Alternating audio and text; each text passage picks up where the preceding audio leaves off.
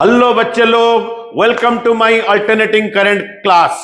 आज का alternating current का क्लास में मैं डिस्कशन करने जा रहा हूं एसी थ्रू प्योर इंडक्टेंस।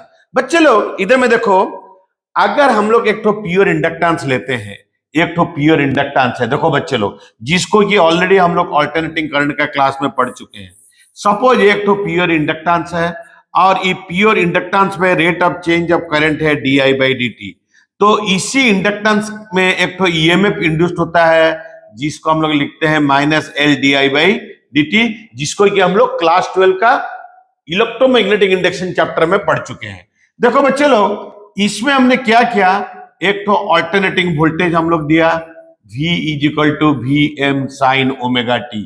किसमें दिया हम लोग? प्योर इंडक्टेंस एल में। इसी इंडक्टेंस एल में कितना ईएमएफ इंड्यूस्ड हो जाएगा? Minus L D I by D T. ठीक है। अरे तो क्लोज पाथ में अगर हम लोग किर्चॉफ वोल्टेज लॉ डाल देंगे, किर्चॉफ वोल्टेज लॉ क्या बोलता है? Change in potential in a close path is equal to zero. तो क्लोज पाथ में चेंज इन पोटेंशियल जीरो हो जाता है। तो एक पोटेंशियल क्या है? V, दूसरा पोटेंशियल क्या है change in potential? Minus L D I by D T. ये दोनों को ऐड कर देने से जीरो हो गया। किर्चॉफ वोल्टेज लॉ को हम लोग यूज किए, इसमें क्या बन गया बच्चे लोग? L D I by D T equal to V. V क्या होता है? इधर मैं क्या लिखा हूं? V M sine omega T.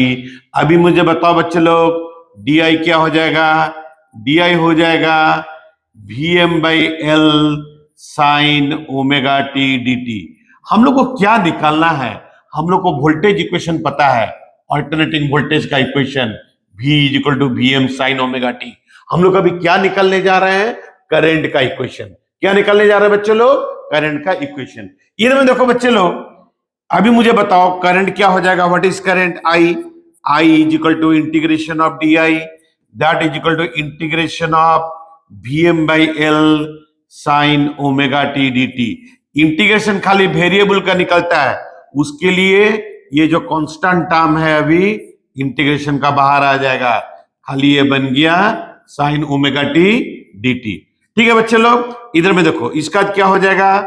We M by L sine omega T का इंटीग्रेशन होता है minus cos omega T by omega plus एक कांस्टेंट।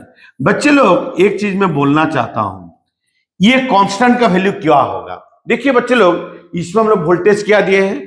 एक अल्टरनेटिंग वोल्टेज दिए हैं, और इसमें भी जो करंट आएगा that is also a changing current. इसमें हम लोग चेंजिंग वोल्टेज दिए हैं, इसमें भी एक तो चेंजिंग करंट आएगा। जब करंट चेंज होगा ना, उसमें कोई कांस्टेंट पार्ट होता नहीं है, तो उसी के लिए क्या हो जाएगा? ये जो कांस्टेंट का वैल्यू है, ये कांस्टेंट का वैल्यू क्या हो जाएगा? जीरो। कांस्टेंट का वैल्यू क्या हो जाएगा?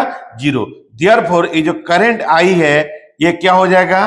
वी एम बाई, ये ओमेगा को बाहर ले आया, ओमेगा एल इंटू क्या हो गया? Minus cos omega T. ठीक है बच्चों लोग, बिकॉज कांस्टेंट का वैल्यू जीरो हो जाएगा। बिकॉज कोई भी वेरिएबल, जब कोई भी चीज कंटिन्यूअसली वेरी करता है, it does not have a constant term, so constant term has become zero.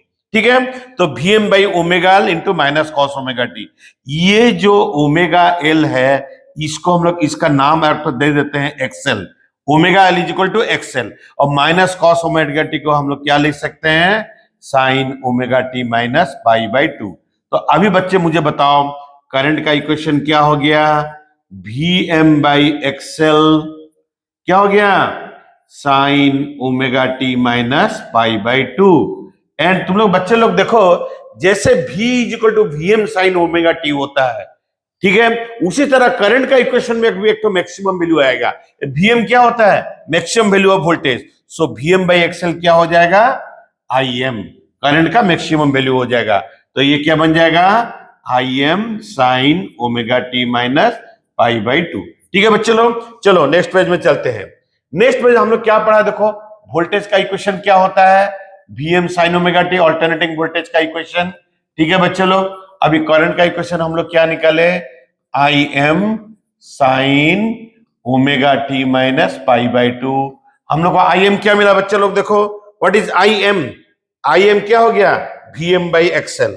Im हो जाता है Vm by XL. Im is equal to Vm/XL। और एक्सएल क्या होता है, हम लोग क्या लिखा है, देखो बच्चे लोग, व्हाट इज एक्सएल, इधर मैं बताया हूं, ओमेगा एल इक्वल टू, मैंने क्या लिखा, एक्सएल। ये जो एक्सएल होता है ये हो गया ओमेगा एल, इसको हम लोग बोलते हैं इंडक्टिव रिएक्टेंस। इसको हम लोग क्या बोलते हैं, इंडक्टिव रिएक्टेंस। अच्छा बच्चों लोग सुनो, अगर एल का यूनिट है हेनरी में, अगर एल का यूनिट आ जाएगा हेनरी में, इंडक्टेंस का unit, if L is in henry, then inductive reactance जो है ओमेगा एल, इसका यूनिट बन जाएगा ओम। ये कभी भी भूलना नहीं है बच्चे लोग, जब एल का यूनिट है हेनरी में, तब जाके क्या होगा, ओमेगा एल का यूनिट हो जाएगा ओम। ये बहुत ही इंपॉर्टेंट है बच्चे लोग, इसको कभी भी भूलना नहीं है, ठीक है। तब ओमेगा एल का यूनिट हो जाएगा ओम। सबको पता है कोई भी इंडक्टिव रिएक्टेंस हम लोग क्या लिखा, ओमेगा एल। हमको बताओ एंगुलर फ्रीक्वेंसी क्या होता है, 2 pi into frequency into L, therefore XL proportional to क्या हो गया, फ्रीक्वेंसी। अगर इंडक्टिव रिएक्टेंस वर्सेस फ्रीक्वेंसी का हम लोग ग्राफ बनाएंगे, फ्रीक्वेंसी को मैं ले रहा हूं एक्स एक्सिस में, इंडक्टिव रिएक्टेंस को मैं ले रहा हूं वाई एक्सिस में। बच्चे लोग देखो, वाई एक्सिस में इंडक्टिव रिएक्टेंस है, एक्स एक्सिस में फ्रीक्वेंसी है।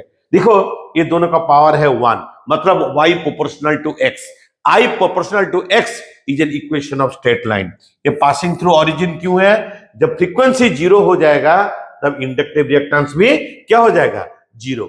इसी के लिए ये जो इंडक्टिव रिएक्टेंस वर्सेस फ्रीक्वेंसी का ग्राफ एक तो स्ट्रेट लाइन हुआ, बिकॉज ये फर्स्ट डिग्री इक्वेशन है and it is passing through origin. ठीक है बच्चों लोग, इधर में देखो, अभी मैं सबको बताना चाहता हूं फेज का मतलब क्या होता है। फेज का मतलब होता है एंगल।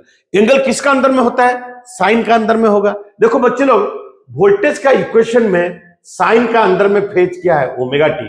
करंट का इक्वेशन में साइन का अंदर में फेज क्या है, omega T minus pi by 2। Voltage का फेज है ओमेगा टी, करंट का फेज है omega T minus pi by 2। इसका मतलब क्या हुआ, करंट जो है वोल्टेज से कितना एंगल पीछे रहा, लैगिंग बिहाइंड, इसको हम लोग इंग्लिश में बोलते हैं। कितना एंगल पीछे रहा, पाई बाई 2 रेडियन और 90 डिग्री।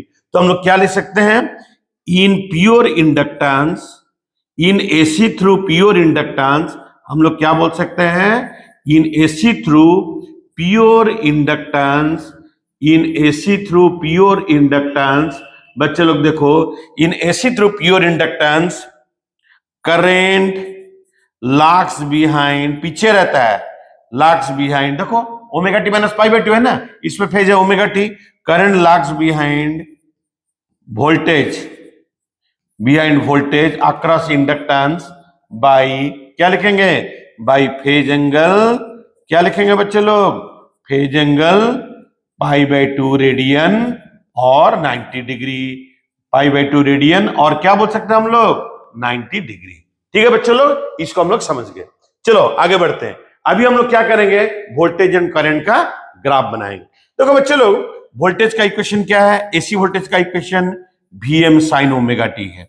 अब मुझे बताओ बच्चे लोग, करंट का इक्वेशन हम लोग क्या निकाले अभी, In sign omega T minus pi by 2। Omega T minus क्या हो गया, पाई बाई 2। अच्छा बच्चे लोग, ये जो sign omega T minus pi by 2 को मैंने क्या लिखा था, Im minus cos omega T लिखा था ना बच्चे लोग। देखो वोल्टेज का ग्राफ जो साइन वेव है, देखो इधर मैं बता रहा हूं, वोल्टेज का ग्राफ जो है वो साइन वेव है। देख लो बच्चे लोग, इधर में जो वोल्टेज का ग्राफ क्या है, प्योर साइन वेव है। तो ये वाला साइन वेव होता है कि नहीं बच्चे लोग, ये तो साइन वेव है। ठीक है, ये वोल्टेज का ग्राफ क्या हो गया, साइन वेव। एंड करंट का ग्राफ क्या हो गया, माइनस कॉस थीटा है। ये वाला माइनस कॉस थीटा का ग्राफ है। देखो बच्चे लोग, this is the graph of minus cos theta. देख लो, यही तो graph of minus cos theta है ना। थोड़ा सा मैं दो एंगल लेके समझा देता हूं एक ग्राफ को कैसे बनाया गया है। देखो बच्चे लोग, मैं बता दे रहा हूं। देखो इसमें Vm क्या हो गया, मैक्सिमम वैल्यू ऑफ वोल्टेज है। देखो बच्चे लोग, इसमें Vm क्या है, मैक्सिमम वैल्यू ऑफ वोल्टेज है। ये वाला वोल्टेज का ग्राफ है V का, और ये बन गया Vm, और ये वाला क्या बन जाएगा, माइनस Vm। ये बन जाएगा माइनस Vm। उसी का करंट का ग्राफ देखो, करंट में ए वाला होता है माइनस Im।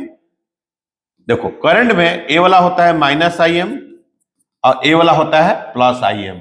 ए वाला क्या हो गया, प्लस Im। ठीक है, चलो थोड़ा सा मैं दो एंगल लेके समझा रहा हूं। देखो बच्चे लोग, अगर ओमेगा टी 0 डिग्री है, इसमें देख लो बच्चे लोग, बड़ा इंटरेस्टिंग है, इसको देख लो। इसको दूसरा तरीके से समझते हैं। जब ओमेगा टी 0 डिग्री हो जाएगा, मुझे बताओ जब ओमेगा टी जीरो है वोल्टेज क्या हो जाएगा Vm sine zero, sine zero होता है जीरो, जीरो इंटू Vm हो गया जीरो, तो V का वैल्यू कहां से स्टार्ट होगा omega T is equal to zero angle में।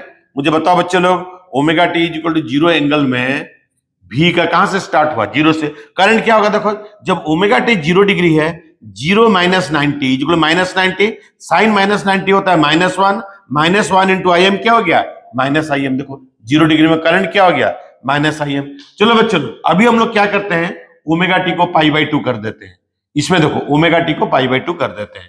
जब ओमेगा टी को 90 डिग्री हम लोग किया, 90 डिग्री कहां पर है देखो इसमें हमारा 90 डिग्री कहां पर है बच्चे लोग 90 डिग्री यहां पर है। तो मुझे बताओ जब ओमेगा टी 90 हुआ साइन 90 होता है वन इंटू वीएम क्या हो गया वीएम, सो वोल्टेज क्या हो गया 90 डिग्री में देखो बच्चे लोग वीएम है। जब करंट क्या होगा जब ओमेगा टी 90 डिग्री होता है 90 minus 90 is equal to zero, sine zero is equal to zero, zero into I M क्या हो गया करंट का वैल्यू क्या हो गया जीरो। इसी तरह हम लोग ग्राफ को निकालते हैं, ठीक है। ये वाला वोल्टेज एंड करंट का ग्राफ है, ठीक है, इसको हम लोग को समझ में आ गया। चलो बच्चों हम लोग अभी फेजर डायग्राम में चलते हैं। Let us go to the phasor diagram, ठीक है। हम लोग अभी फेजर डायग्राम में चलेंगे। देखो बच्चे लोग ये वाला हम क्या बताया था, ये वाला मैं बताया था अभी कुछ देर पहले तुम लोग को बताया मैं, ये वाला होता है वोल्टेज का इक्वेशन। देखो ये वाला होता है वोल्टेज का इक्वेशन। चलो मैं इसको थोड़ा और एक बार बना दे रहा हूं। ये वाला हमारा होता है वोल्टेज का ग्राफ, ये वाला होता है हमारा वोल्टेज का ग्राफ, ठीक है। मैं और एक बार बना दे रहा हूं, समझ में आ जाएगा बच्चे लोग। ये वाला हो गया वोल्टेज का ग्राफ और ये वाला होता है करंट का ग्राफ। अभी जस्ट मैं समझाया, अभी हम लोग क्या करेंगे अभी फेजर डायग्राम निकालेंगे, हम लोग अभी फेजर डायग्राम बनाएंगे, ठीक है बच्चे लोग। हम लोग अभी फेजर डायग्राम बनाएंगे। फेजर डायग्राम कैसे बनाएंगे देखो बच्चे लोग, ये वाला कितना एंगल बोला था देखो एक्स एक्सिस में जा रहा है omega T, theta is equal to omega T होता है, ओमेगा टी एक एंगल है। आफ्टर टाइम t1 हमारा एंगल कहां पर है एक्स एक्सिस में एंगल जा रहा है, ये वाला एंगल हो गया ओमेगा t1, ये एंगल क्या हो गया ओमेगा t1। देखो अभी हमारा वोल्टेज कौन सा है, ये हमारा वोल्टेज है। देखो बच्चे लोग ये वाला हमारा वोल्टेज है और ये वाला करंट है, देख लो समझ में आ जाएगा। एट ओमेगा t1 एंगल में हमारा ये वाला वोल्टेज का ग्राफ है, तो वोल्टेज अभी कितना है v, इंस्टेंटेनियस वोल्टेज क्या है v। देखो ये v को मैं इधर ले आया, अभी ये v को मैंने इधर ले आया, देखो समझ में आ जाएगा बच्चे लोग, बड़ा इंटरेस्टिंग है वाला। देखो ये v जो है हम v को इधर ले आया, यहां से तक लेके यहां तक हो गया v, और ये वाला क्या बन गया देखो बच्चे लोग ये वाला बन गया vm। देखो ये वाला बन गया vm, तो vm को मैं ये वाला बना दिया। देखो ये वाला हो गया हमारा vm, ये वाला हमारा हो गया vm, ठीक है, ये हो गया vm। और एंगल कितना रहा ओमेगा टी 1, ये वाला एंगल क्या हो गया ओमेगा टी 1। तो मुझे बताओ v1 vm sign omega T 1, ये वाला v हुआ कि नहीं, तो ये जो v हो गया ये क्या बन गया vm साइन ओमेगा टी 1। अभी देखो बच्चे लोग ये वाला होता है मैक्सिमम वैल्यू ऑफ करंट, ये वाला होता है मैक्सिमम वैल्यू ऑफ करंट। देखो मैक्सिमम वैल्यू ऑफ करंट को मैं यहां पर दिखाया IM, ये हो गया मैक्सिमम वैल्यू ऑफ करंट। अभी देखो करंट जो है वोल्टेज से, देखो वोल्टेज कितना फेज में है ओमेगा t1, ये वाला वोल्टेज का फेज है देखो ओमेगा t1, यहां से कितना एंगल पीछे है। मैंने मेरा करंट का इक्वेशन क्या था बताओ बच्चे लोग, हम लोग क्या लिखा था करंट का equation IM sine omega T minus pi by to, voltage से 90 डिग्री पीछे, वोल्टेज का फेज ये वाला हो गया ओमेगा t1। देखो बच्चे लोग ये वाला हो गया ओमेगा t1, यहां से कितना एंगल पीछे है करंट कितना एंगल पीछे है देख लो बच्चे लोग, करंट कितना एंगल पीछे ये वाला हो गया ओमेगा t1, ठीक है। मैं यहां पर दिखा ओमेगा t1, यहां से कितना एंगल पीछे है करंट 90 डिग्री एंगल पीछे है। तो अभी यहां से 90 डिग्री एंगल पीछे क्या है करंट, ये वाला हो गया हमारा करंट, ये वाला करंट हो गया, करंट का मैक्सिमम वैल्यू हो गया IM। तो ये वाला क्या बन जाएगा बच्चों लोग, ये वाला क्या बन जाएगा अभी, ये वाला जो चीज क्या बन जाएगा बच्चों लोग मुझे बताओ, what will be this one, वाला मैं रेड कलर में दिखा रहा हूं, ये वाला भी क्या बन जाएगा, ये वाला होता है इंस्टेंटेनियस वैल्यू ऑफ करंट, और ये वाला हो गया मैक्सिमम वैल्यू ऑफ करंट, ये वाला हो गया IM और ये वाला हो गया इंस्टेंटेनियस वैल्यू ऑफ करंट। तो यहां से लेके यहां तक ये क्या बन गया यहां से लेके यहां तक ये बन गया I, यहां से ये वाला बन गया इंस्टेंटेनियस वैल्यू ऑफ करंट, और ये वाला क्या बन गया IM। तो और ये वाला एंगल हो गया ओमेगा t1, उससे पीछे 90, देखो वोल्टेज का फेज हो गया ओमेगा t1, वहां से 90 डिग्री पीछे क्या आ गया करंट, तो उसके लिए वाला क्या बन गया I is equal to IM sine omega T minus pi by two. यही होता है फेजर डायग्राम, यही होता है फेजर डायग्राम, प्योर इंडक्टेंस के लिए फेजर डायग्राम। चलो बच्चे लोग और एक एग्जाम्पल का माध्यम से, एक ही एग्जाम्पल बताऊंगा जिसमें हम लोग एसी थ्रू प्योर इंडक्टेंस का बारे में कोई भी न्यूमेरिकल आने से इसको हम लोग सॉल्व कर सकते हैं। ठीक है बच्चे लोग, चलो एक न्यूमेरिकल हम लोग सॉल्व कर देते हैं। देखो बच्चे लोग, सपोज एक तो प्योर इंडक्टेंस में, ये प्योर इंडक्टेंस है, इसमें इंडक्टेंस का वैल्यू है सपोज 40/पाई मिली हेनरी। ठीक है, इसको एक तो हम लोग अल्टरनेटिंग वोल्टेज में कनेक्ट किया। अल्टरनेटिंग वोल्टेज कितना हम लोग अल्टरनेटिंग वोल्टेज दिए, 10 sin 100πt, 10 sin 100πt। Voltage का इक्वेशन क्या होता है, V = Vm sin ωt। ठीक है, हम लोग को क्या निकालना है, करंट, इंडक्टिव रिएक्टेंस और करंट का इक्वेशन। देखो बच्चे लोग, इसमें ओमेगा का वैल्यू क्या हो गया, मतलब बच्चे लोग बताओ 100π, अब Vm क्या हो गया 10। तो यहां से हम लोग को क्या पता चल गया, maximum value of AC voltage होता है 10 volt and angular frequency omega का वैल्यू क्या हो गया 100π। ये ओमेगा टी है, ओमेगा हो गया 100π, तो ओमेगा हो गया 100π। अब मुझे बताओ बच्चे लोग, what is inductive reactance. Inductive reactance का हम लोग फॉर्मूला क्या निकाले, ओमेगा एल। लेकिन मैं क्या बताया था, जब एल हेनरी में होगा तब इंडक्टिव रिएक्टेंस का यूनिट ओम में आएगा। देखो इसमें एल का वैल्यू होता है 40/पाई हेनरी, मिली हेनरी है, इसको हम लोग हेनरी में कन्वर्ट कर देते हैं। हेनरी में कन्वर्ट करने से क्या हो जाएगा, 40/पाई इंटू 10⁻³ हेनरी।